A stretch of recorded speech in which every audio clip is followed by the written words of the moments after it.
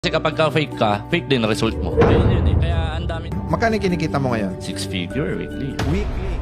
Doon na ako pumasok sa online. Okay. Sa online, syempre, dahil wala akong idea sa mga online na to, Oo. syempre, may mga tinatawag na course. May course. Yes, may course. Nag-enroll ka sa mga crash courses na ang nagtuturo yung mga tinatawag nilang coach or mentor, tama? Yes. So, mas maganda yata online kasi sakop mo yung buong Pinas eh. Hindi mo na kailangan magmainitan, maulanan. Oo. Online lang, pwede ka Oo. na makabenta. Kahit wala ko masyadong idea, inaral ko talaga, nagpuyat ako, nagsunog ng kilay. Kaso, pansin ko, every time na after ng course, parang wala ng sales, after sales, parang wala ng support, sisinmod ka. Yung iba, parang ayaw nilang malamangan sila. Kaya ganon yung nangyari sa akin. Kasi naubos savings namin sa ganyan. Magkano may enrollment sa mga ganyan? Ayun, mga 20K, 30K. Sa akin, hard-earned money yun. May natututunan ka naman. May natutunan naman ako. Last na, yung naubos na halos yung savings namin. Ang natutunan mo sa mga coach